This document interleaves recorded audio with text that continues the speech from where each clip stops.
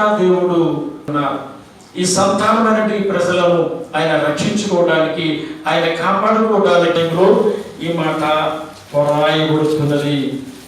లూకా సువార్త 19లో ఈ మాటను మనం చూద్దాం. లూకా సువార్త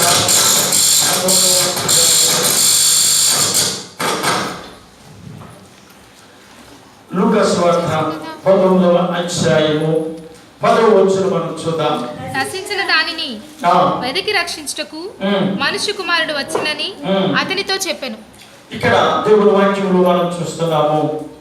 లూకా సువార్త 19వ అధ్యాయము 10వ వచనంలో నశించిన దాని వెదకి రక్షించుటకు మనుష్య కుమారుడు వచ్చినని అతనితో చెప్పెను. నశించింది ఏంటి? నశించిందంటే మానవుని యొక్క హృదయము నశించిపోయినది.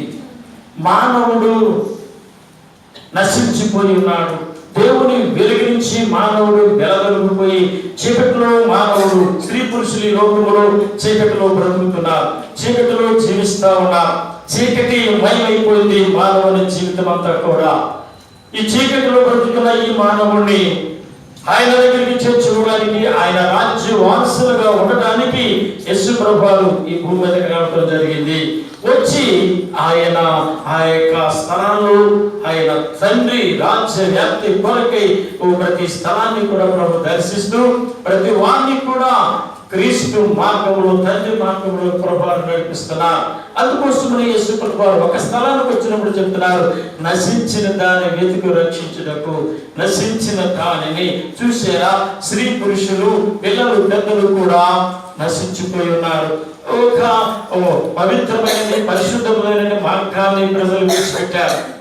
చూసారా? పనికిరాని మార్గములు, పనికిరాని కార్యాలతో మానవులు ఈ భూమి మీద జీవిస్తున్న మానవులను రక్షించుకోవడానికి యేసు ప్రభువు ఈ భూమి మీదకి వచ్చారు. వచ్చి ఆ పనిలో ఆయన కొనసాగుతూ ప్రతి వారిని కూడా రక్షణ మార్గంలోకి, తండ్రి దగ్గరికి, తండ్రి రాజ్యంలోకి వారిని నడిపించడానికి యేసు ప్రభువు ఆ పనిని చేస్తా ఉన్నారు. చూడండి, యేసుక్రీస్తు ప్రభువు ఆ యొక్క నశించిన దాన్ని ఎలా ఎదుగుతున్నారు ఒక్కసారి మనం చూద్దాం స్క్రీన్ మీద. ఆయన ఎలాగా ఆ పనిని చేస్తారు? మన కొరకు ప్రాణత్యాగం చేసినది యేసుక్రీస్తు ప్రభు.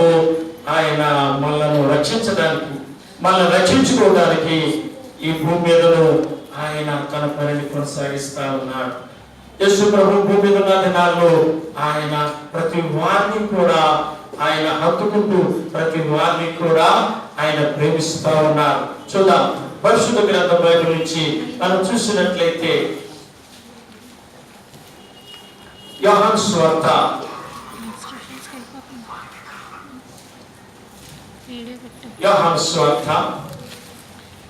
అవుతుందా?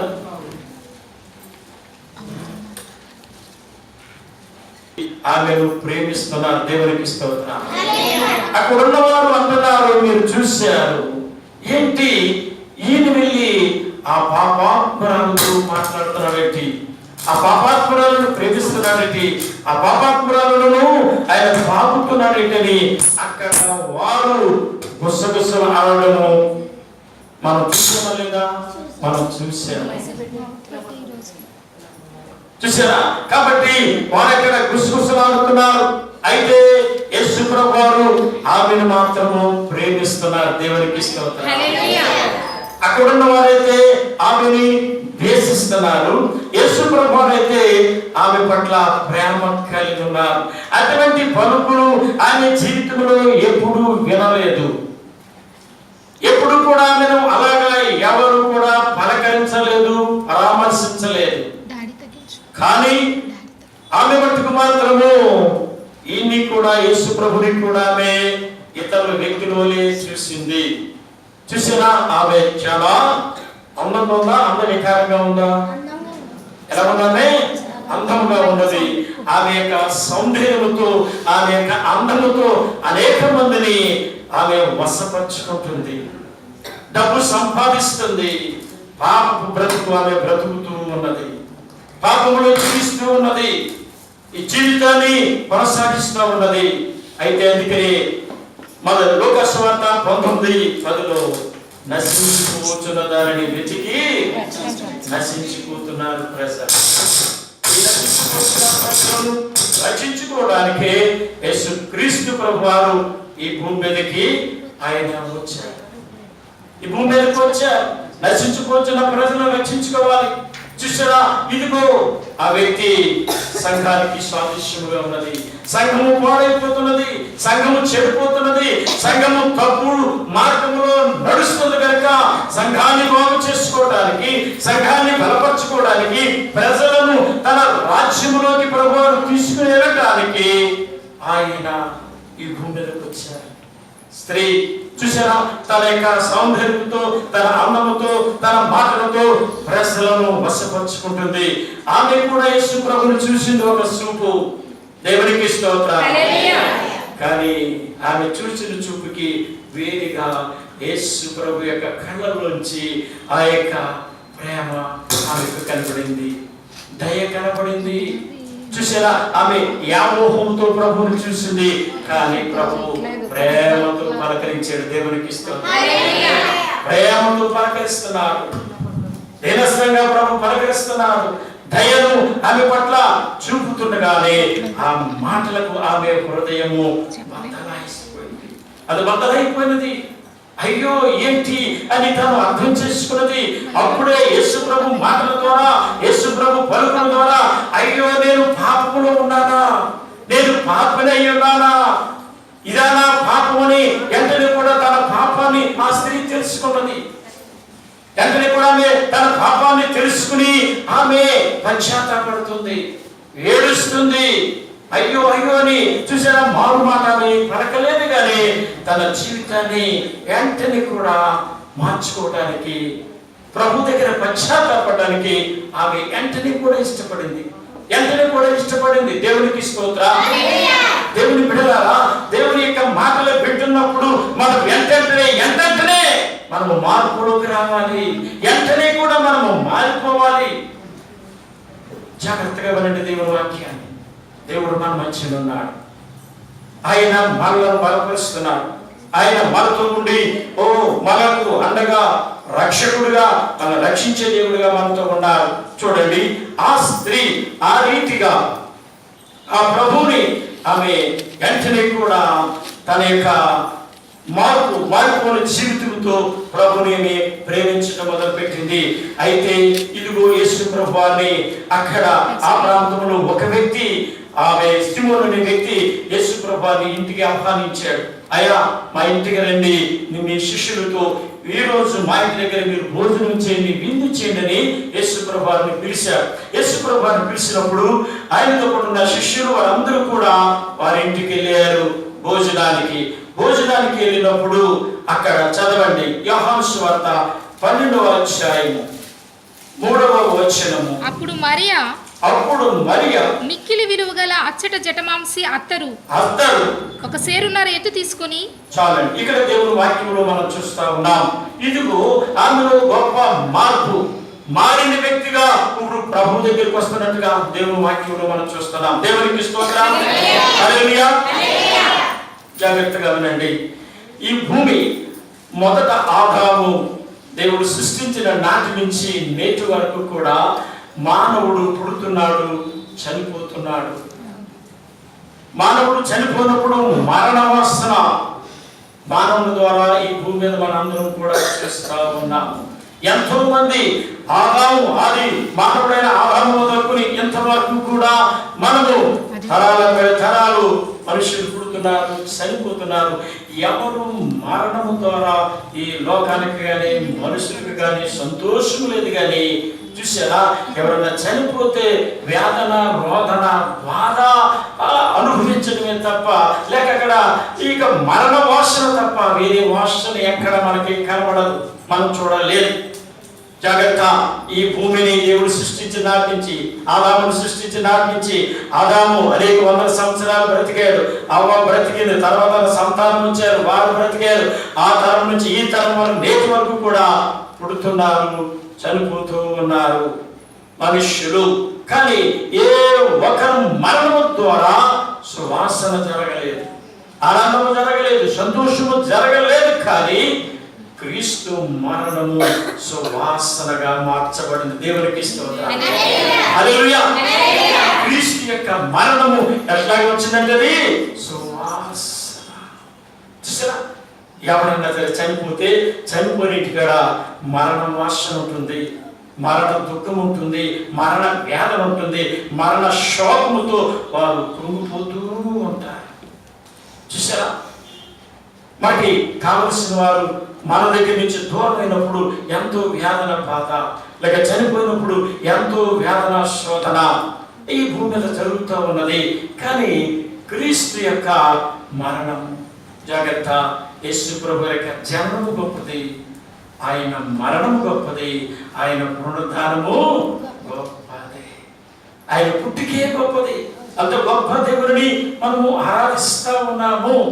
జాగ్రత్త, మనం చూసాము ఎంతో మందిని, మనం కూడా ఈ తరంలో కూడా చూస్తున్నాము. ఎక్కడ చూసినా మరణం వాసన వేదన బాధలు. కానీ ప్రభు విషయంలో ఏం జరిగిందో జాగ్రత్తగా మనము దేవుని వాక్యాన్ని మనం చూద్దాం. మరొకసారి 12వ అధ్యాయము 3వ వచనము. అప్పుడు మరియ మిక్కిలి విలువ గల అచ్చటి జటమాంసి అత్తరు ఒక సేరున్నర ఎత్తు తీసుకుని యేసు పాదములకు పూసి తన తల వెంట్రుకలతో ఆయన పాదములు తుడిచెను. ఇల్లు ఆ అత్తరు వాసనతో నిండెను. ఆ ఇల్లు అంతా ఎలా నిండిపోయిందట? అత్తరు వాసన. దేవునికి స్తోత్రం. ఇల్లంతా కూడా నిండిపోయినది. చూడండి, ఆమె ఎంత అత్తరు తీసుకొచ్చింది? సేరున్నర అంటే ఇది వరకు సేర్లు, ఇప్పుడు కేజీలు. చూసారా, అది ఎంతో ఇలువైనది, ఎంతో ఇలువైనది, ఎంతో గొప్పది, ఎంతో శ్రేష్టమైనది.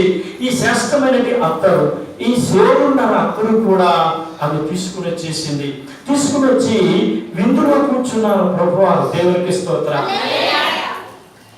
ఎవరు అంటే ఇదిగో వార్త ప్రకటిస్తున్నప్పుడు ఏ వ్యక్తినైతే ప్రభు తాకారో అదే వ్యక్తి చేరున్నర అత్తరు.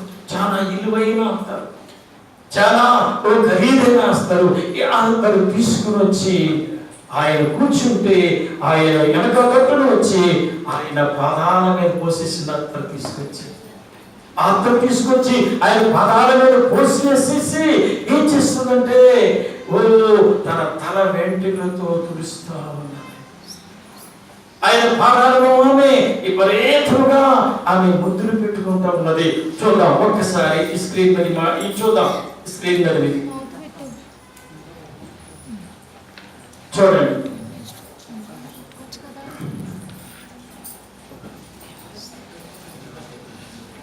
ఆయన పాదములను ఆమె ముద్దు పెట్టుకుంటూ ఉన్నది, ముద్దు పెట్టుకుంటుంది, ఏడుస్తుంది, ఓమని తాను ఇక్కడ పశ్చాత్తాపడుతుంది, ప్రభు దగ్గర ప్రార్థన చేస్తుందని విజ్ఞాపనతో ప్రభుని ఆమె వేడుకుంటున్నట్టుగా దేవుని వాక్యంలో మనం చూస్తా ఉన్నాం.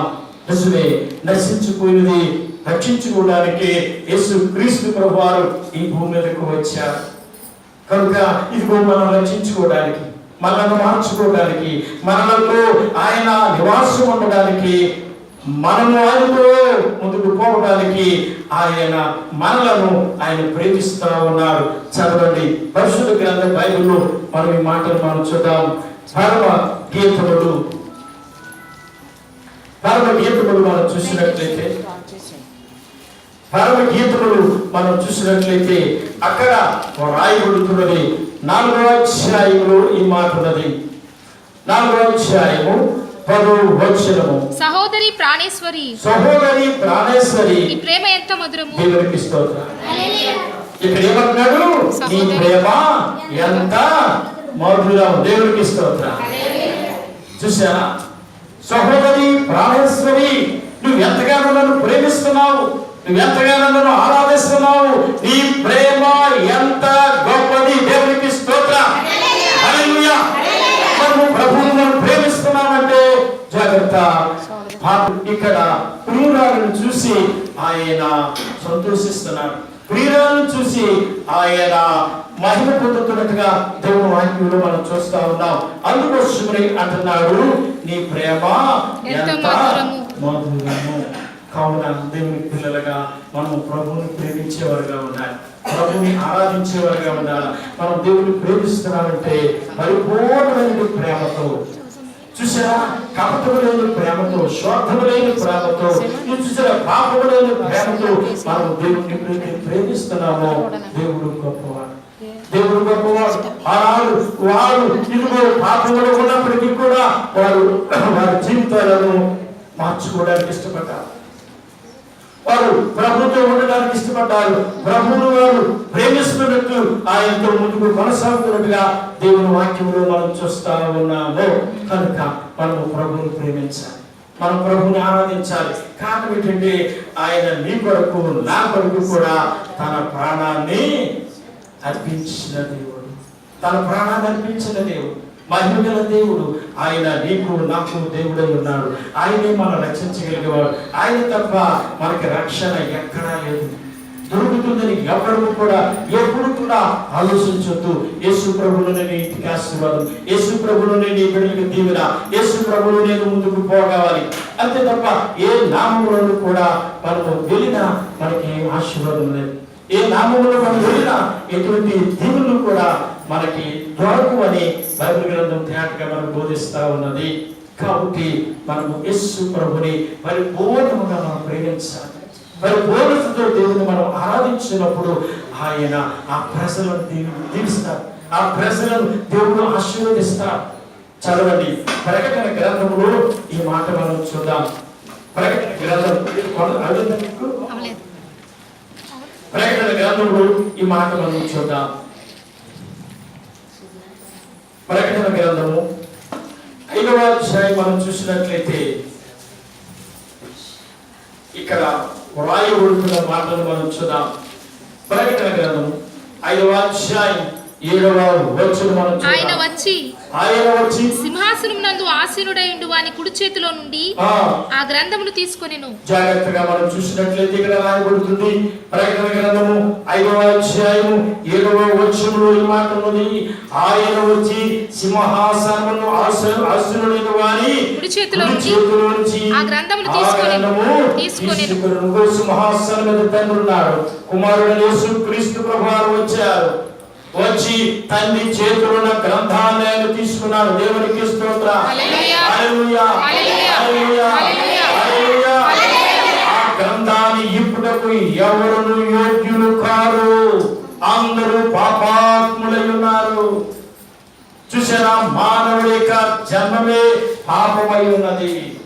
చూసారా, పాపాత్ముడు ఆ గ్రంథాన్ని విప్పడానికి యోగ్యుడు కాడు. అందుకోసమే 20 నలుగురు పెద్దలు కూడా సాగిలపడి మొరపెడుతున్నారు, కన్నీరు కారుస్తున్నారు.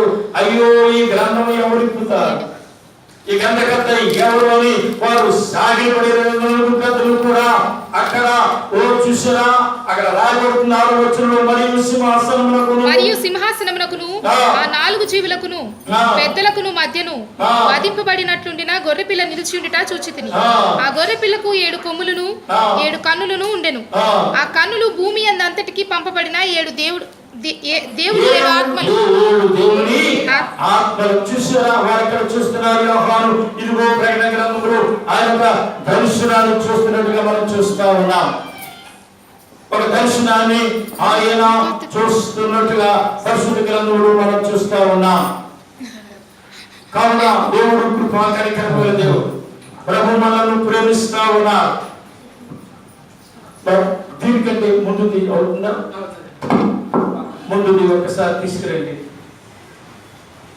కావున ఇదిగో వారక్కడ గ్రంథము కొరకు ఎవరు ఇంపుతారా అని వారు ఎదురు చూస్తున్న సమయంలో యేసు ప్రభువారు అక్కడ ప్రత్యక్షమయ్యారు. యేసు ప్రభువారు అక్కడ ప్రత్యక్షమయ్యి ఆయన చెప్తున్నాడు కదా, ఆ గ్రంథం తీసుకుని 8వ వచనము, ఆయన దానిని తీసుకొనినప్పుడు ఆ 4 జీవులను వీణలను ధూపద్రవ్యములతో నిండిన సువర్ణ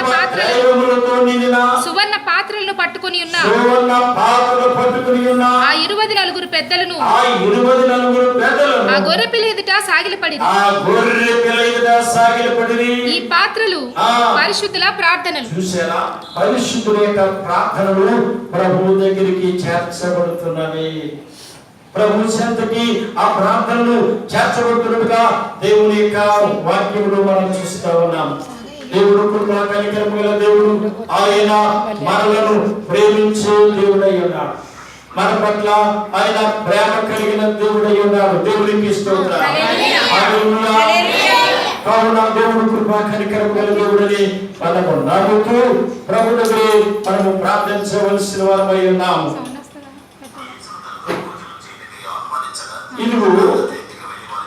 ఈరోజు ఆమె పేరు మరియా అని బైబిల్ గ్రంథంలో మనం చూస్తున్నాం. ఆ వ్యక్తి ప్రభు యొక్క బోధల ద్వారా, ప్రభు యొక్క మాటల ద్వారా తన జీవితాన్ని అంటనే కూడా మార్చుకున్నది. ముందుగా మనం చూసుకున్నాం, నశించిన దాన్ని వెతకడానికి వచ్చారు యేసు ప్రభువారు. నుంచి బయటికి రావడానికి, ప్రభువుని వెంబడించడానికి వెంటనే కూడా తాను తీర్మానం చేసుకుంది.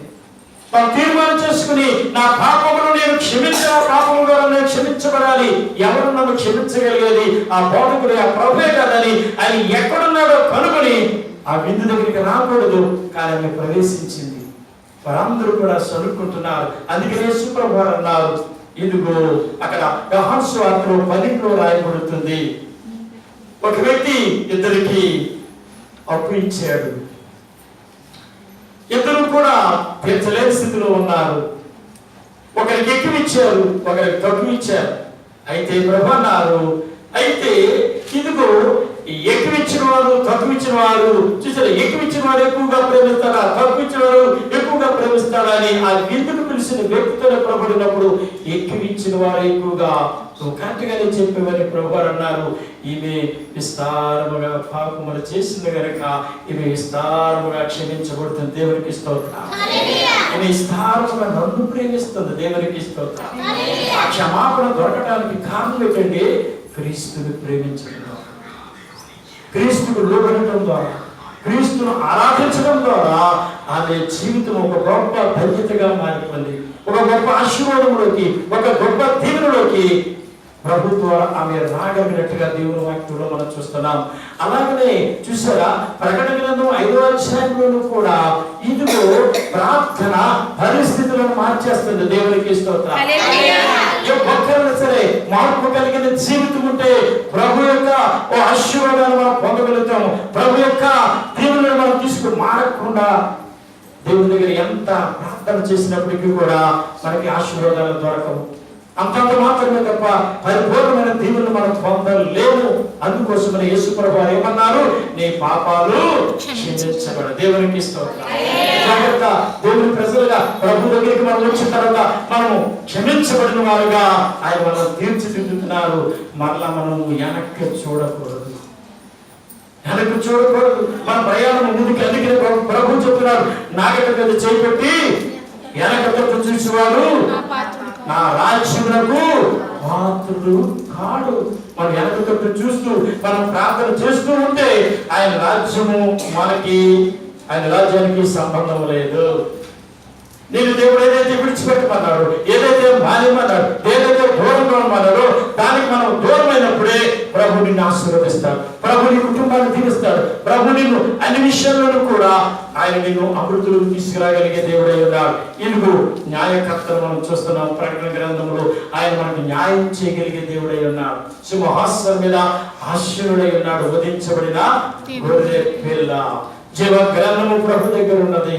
ఆ గ్రంథాలను ఆయన ఇవ్వగలిగే శక్తివంతుడు. అందుకనే అంటున్నాడు, మరొకసారి చదవండి. ప్రకటన 5:9. ఆ పెద్దలు నీవు ఆ గ్రంథమును తీసుకొని దాని ముద్రలను విప్పుటకు యోగ్యుడవు, నీవు వధింపబడిన వాడవై నీ రక్తమిచ్చి ప్రతి వంశములోను.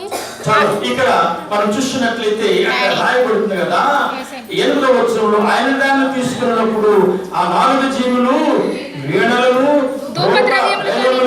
సువర్ణ పాత్రలు పట్టుకుని ఆ 24 పెద్దలను ఆ గొర్రెపిల్ల ఎదుట సాగిలపడిరి.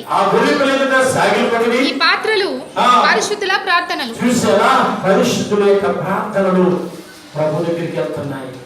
మనం ఎప్పుడైతే పరిశుద్ధత కలిగి మనం ప్రార్థన దేవునికి స్తోత్రం.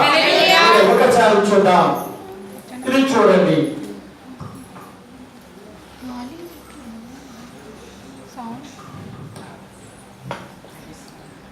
ఆ మౌత్కి సౌండ్ పెట్టండి.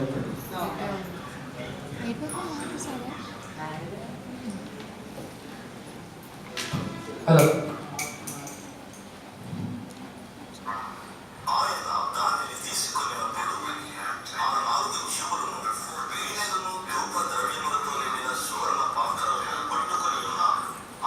ప్రార్థన చేస్తున్నామంటే దేనికి కొరకు ప్రార్థన చేస్తున్నావు? దేనికి ఉపయోగపడే ప్రార్థన చేస్తున్నావు? నీ దేవుడు ఆ ప్రార్థన వింటున్నాడా?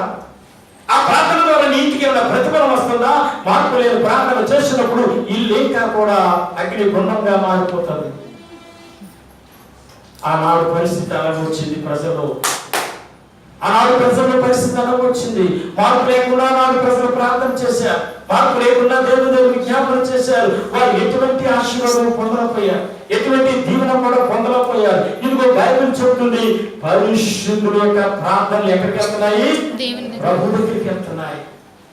ఆనాడు కూడా వారు మనవలే ప్రార్థన చేశారు, పరిశుద్ధత లేకుండా ప్రార్థన చేశారు, క్షమాపణ లేకుండా ప్రార్థన చేశారు, పశ్చాత్తాపం లేకుండా వారు ప్రార్థన చేశారు.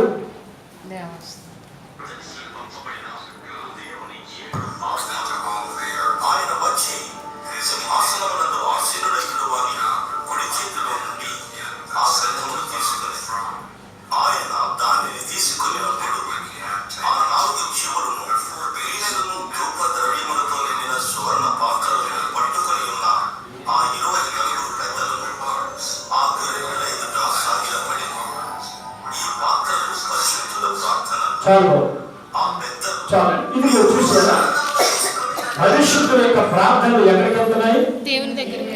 జాగ్రత్తగా వినండి. మనం దేవుని దగ్గరికి వచ్చాము. ఎందుకు వచ్చామంటే దేవుని దగ్గర నుంచి ఆశీర్వాదం తీసుకుని పోవడానికి వచ్చాము, అంతే తప్ప మనము ఏదో ఒక సేపు కూర్చొని వెళ్ళటానికి ఈ స్థలానికి రావద్దు. ఎవరు కూడా వచ్చినా ప్రయోజకరం లేదు. ఇక్కడి నుంచి నువ్వు ఆశీర్వాదం పట్టుకెళ్ళాలి, ఇక్కడి నుంచి నువ్వు దీవులు పట్టుకెళ్ళాలి. నువ్వు దీవులు పట్టుకెళ్ళాలంటే నువ్వు కూడా తెచ్చినట్టు లోపాలు, శాపాలు, తప్పులు, పొరపాటులు ఇక్కడే దాన్ని నువ్వు పాతి పెట్టాలి. ఇక్కడ నువ్వు పాతి పెట్టాలి, దాన్ని ఇక్కడే నువ్వు విడిచిపెట్టాలా. దాన్ని విడిచిపెట్టితే దాన్ని తీసుకుని వెళ్ళిపోవడానికి ప్రభు ఇక్కడ సిద్ధంగా ఉన్నాడు. అది నీ కూడా ఉంటే ఆయన నీ దగ్గర బలవంతంగా యేసు ప్రభు తీసుకోడు, నీ నుంచి అది లాగైనా తీసుకోడు. ప్రభువా, దీని నుంచి నన్ను రక్షించు, దీని నుంచి నన్ను కాపాడు, ఈ పాపం నుంచి నాకు విడుదల తెచ్చమని ప్రభువుని మనం అడిగినప్పుడే ఆయన మనకు సహాయపడతాడు తప్ప నీ నుంచి నా నుంచి కూడా ఆయన దాన్ని ఏమాత్రం కూడా బలవంతంగా తీయవలసిన పనికి లేదు.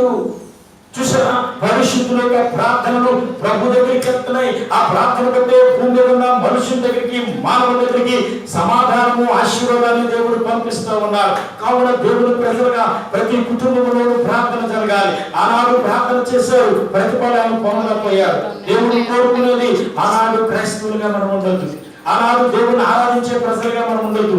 ఈనాడు నూతన నిబంధన కింద మనం ఉన్నాము, పరిశుద్ధాత్మ దేవుడు నడిపింపు కింద మనం ఉన్నాం. పరిశుద్ధాత్ముడు మనం నడిపిస్తున్నాడు, పరిశుద్ధుడు కనుక మనము కూడా ఆ నడిపింపు కింద పరిశుద్ధులుగా మనం ఉందాం.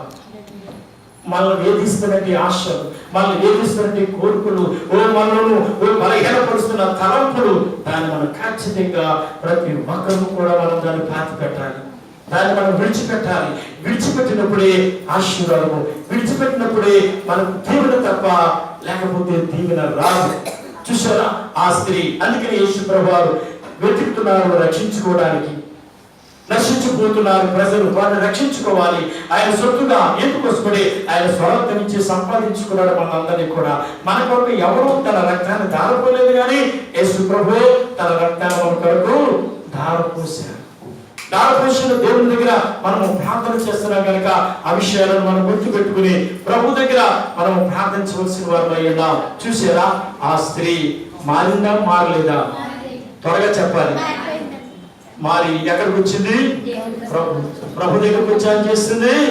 ఆయన పాదాలను మొత్తి పెట్టుకుంటుంది.